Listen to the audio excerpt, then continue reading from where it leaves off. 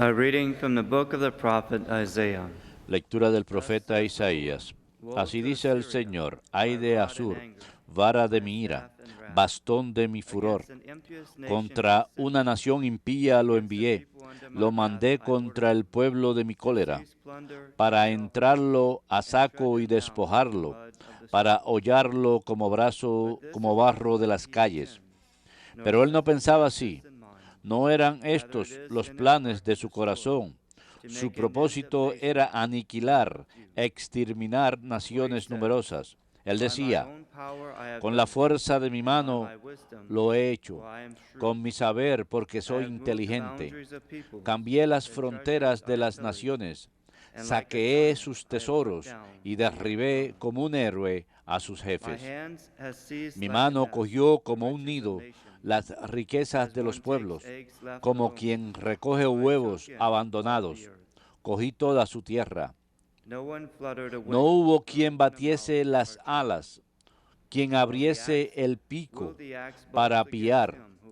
¿Se envanece el hacha contra quien la blande? ¿Se gloría la sierra contra quien la maneja? Como si el bastón manejase a quien lo levanta, como si la vara alzase a quien no es leño. Por eso el Señor de los ejércitos meterá enfermedad en su cordura, y debajo del hígado le encenderá una fiebre, como incendio de fuego.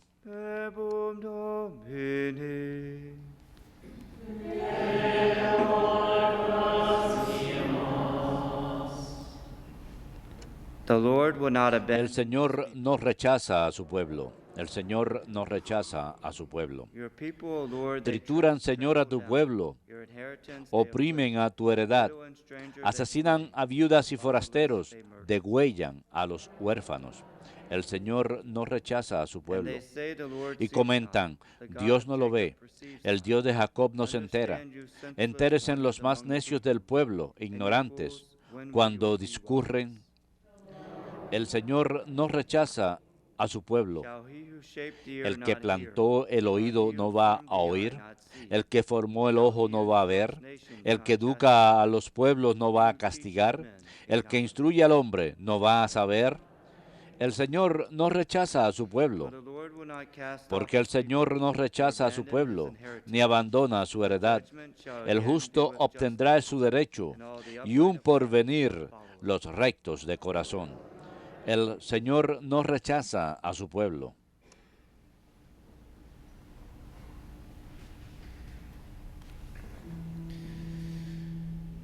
Aleluya.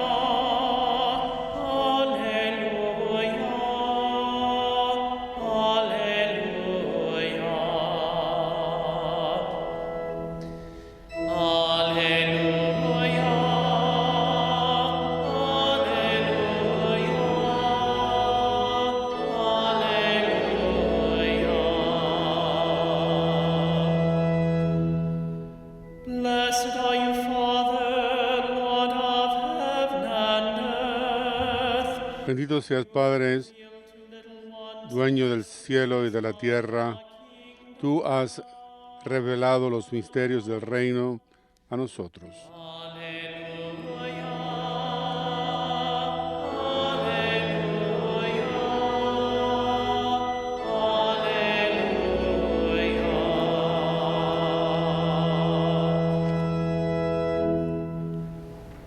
Dominus vobiscum. Et cum spiritu tuo. Lectio Sancti Evangelii secundum Matteum. Gloria tibi, Domine.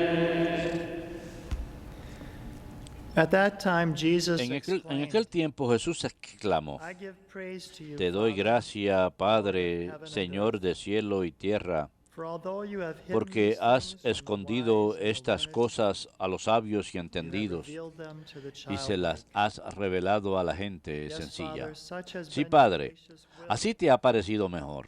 All things have been Todo handed me lo ha over to me entregado by mi my Father. Padre, y nadie No one knows the Son conoce except al the Hijo Father. más que el No Padre, one knows the y Father nadie except conoce the al Son, Padre sino el Hijo, and anyone to y whom the aquel Son a quien el Hijo se lo quiera revelar. Verbum Domini.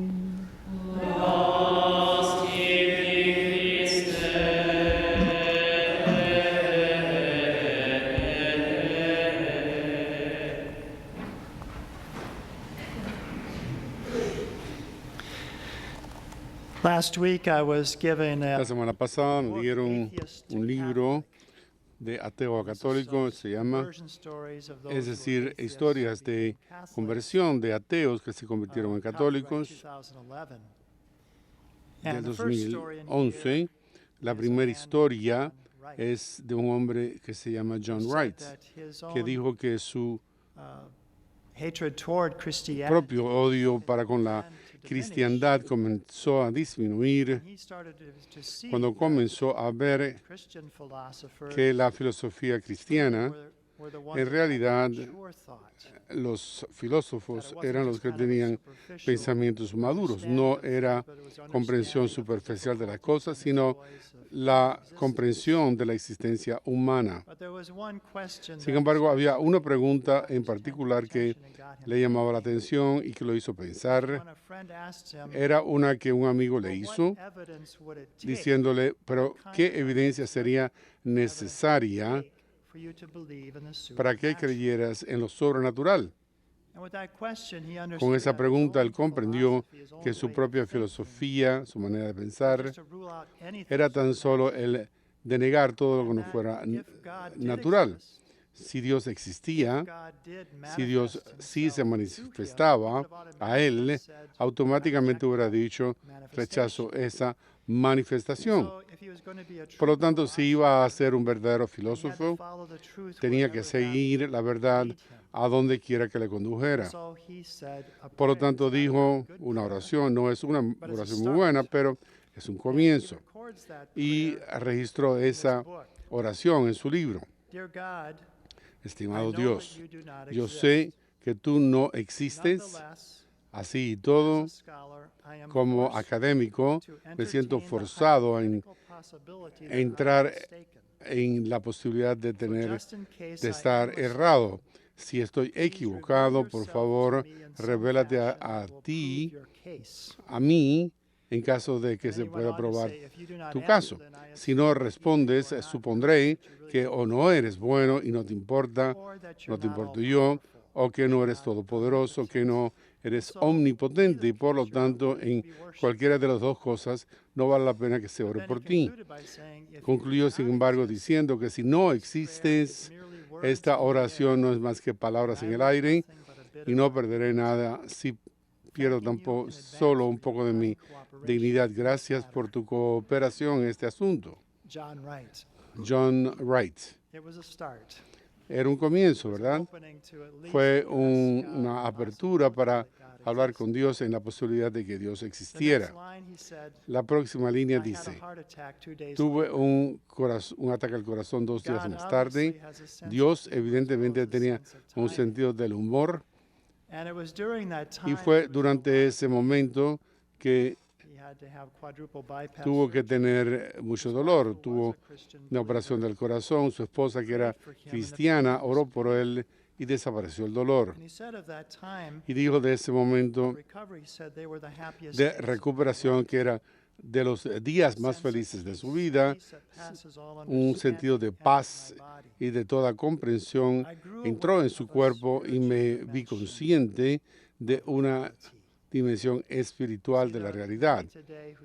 Hoy día hay muchos que piensan que es solo lo material, que es la única realidad que hay, que no hay ninguna dimensión espiritual, que todo tiene que ser algo que nosotros podamos medir con nuestra ciencia y física y matemática, y decididamente esas son cosas que nos ayudan a comprender el universo que ha creado Dios.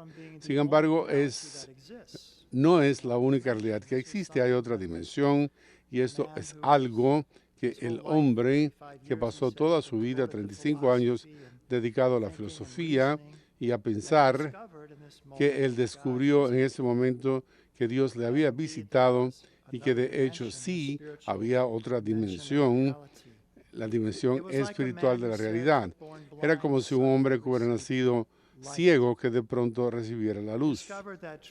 Descubrió que la verdad que él había estado buscando como filósofo era una cosa viva que le miró. Yo había sido alterado hasta la profundidad de mi ser, era como enamorarme. Así que dijo, si no has estado enamorado nunca, no te lo puedo explicar, pero si lo has estado, entonces brindarás conmigo. Era algo que él siempre había tratado de eliminar en su vida. Había estudiado los filósofos estoicos, los romanos que vivieron antes de Cristo, que dijeron que lo que tienes que matar es el temor a la muerte. Y él había tratado todos sus argumentos de cómo hacerlo, pero nunca podía lograrlo. Pero fue en ese momento entonces que él llegó a encontrar a Dios. Y fue como si hubiera tenido una sentencia a muerte y que el gobernador me había perdonado. Y ya no tenía esa sentencia de muerte. Pude realizar por primera vez en mi vida el colocar a un lado toda bendición de la muerte, la bendición del Espíritu Santo podría impartirme a mí esto como regalo. Por último, dijo que esto fue algo que cambió cómo él trataba a su prójimo.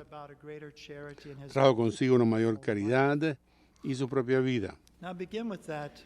Comenzando con eso, con ese relato increíble, el Señor habló acerca de aquellos a quien está oculto Dios. Estas cosas de Dios son ocultas.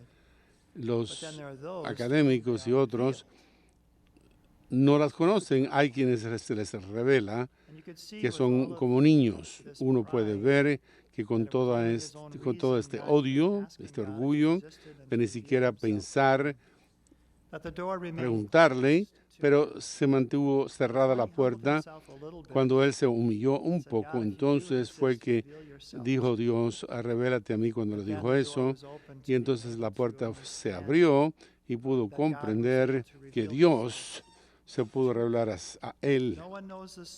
Nadie conoce al Hijo, dice el Evangelio de hoy, sino el Padre y cualquiera a que el Sol quiere revelársele. Dios se revelará a sí mismo a aquellos que le busquen.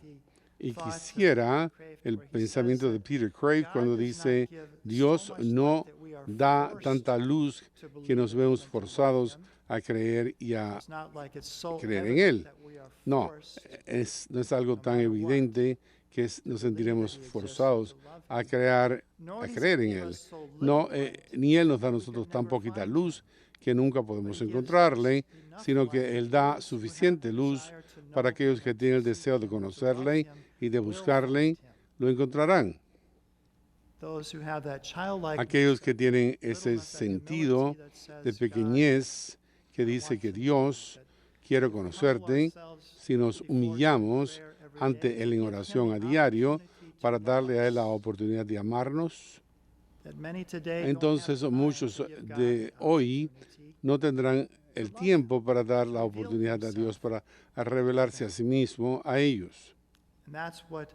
Y eso es lo que la vida de oración, de los sacramentos es decir, revélate, ayúdame a conocerte, ayúdame a estar unido contigo.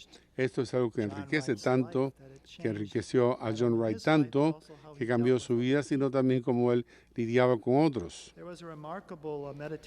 Había una meditación muy interesante del Magnificat, un folleto para la fiesta de Nuestra Señora de Monte Carmelo. En él estaba algo que el Papa Juan Pablo II dijo acerca de su reunión con Ali Agha. Recuerdan aquel que trató de asesinar al Papa Juan Pablo II el 13 de mayo de 1981, en una forma muy simbólica en que él mostró en ese evento su perdón. Estaba pidiendo a todos nosotros que tuvieras la misma actitud para con otros. El Papa Juan Pablo II, alrededor de la Navidad, fue a la cárcel a visitar a Ali Agca. Tuvo una conversación larga con él y he aquí lo que él dijo en esa conversación. Dijo que Ali Agca era un asesino profesional. Él sabía cómo matar a la gente. Y por lo tanto dijo que en el transcurso de su conversación resultó evidente que Ali Agca todavía se preguntaba cómo es posible que pudiera haber fracasado el intento de asesinato. Lo había planificado meticulosamente, asistiéndole a cada detalle, y sin embargo su víctima había escapado a la muerte. ¿Cómo es posible que esto pudiera haber sucedido? Lo interesante es que su perplejidad le llevó a la cuestión religiosa. Quería saber acerca del secreto de Fátima y lo que el secreto fue. Esta fue su preocupación principal. Más que todo quería saber esto. Quizás aquellos en sus preguntas insistentes le dieron a entender que había entendido algo importante. Ali Agca posiblemente había sentido que por encima de su propio poder, por encima del poder de matar a alguien, estaba un poder mayor, y que entonces comenzó a buscarle. Espero que él lo haya encontrado. Hoy, en la primera lectura, Isaías profetiza acerca de los asirios. Asiria era una nación que se usaba para limpiar a Jerusalén de sus ídolos, para corregir al pueblo de Dios. Sin embargo, se convirtieron en arrogantes, de modo que Isaías profetizó, que dijo que por mi propio poder lo he hecho, y por mi sabiduría, porque yo soy inteligente, cuando fue en realidad Dios quien le permitió ser ese instrumento para limpiar a Jerusalén de sus ídolos y de su adoración de ídolos. Por lo tanto, el asunto es que, como fue en esta conversación con Ali Agca, que hay un poder mayor, hay otra dimensión que no es la tan sola que podemos medir. Hay otra dimensión espiritual, una realidad espiritual, un poder mayor que es Dios y que nos invita a nosotros a esta vida con Él si le damos la oportunidad para hacerlo. Si pasamos algún tiempo orando a diario y no tan solo una oración breve al comienzo o al final del día, bien que sea ella, pero bueno, ya hice lo que yo debía hacer. No, estamos hablando de una relación con Dios, el Dios que nos ha creado, pasar tiempo con Él a diario. Si podemos asistir a misa con frecuencia, debemos hacerlo, porque esta va a ser la forma más profunda que Dios se revela a sí mismo y revela a su Padre a nosotros. Y hay este sentido de la Santa Comunión con Él.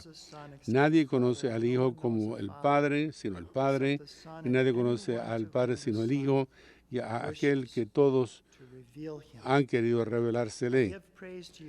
Doy alabanza a ti, Padre, Señor del cielo y de la tierra, porque a pesar de que has escondido estas cosas de los más inteligentes, lo has revelado a los que parecen niños.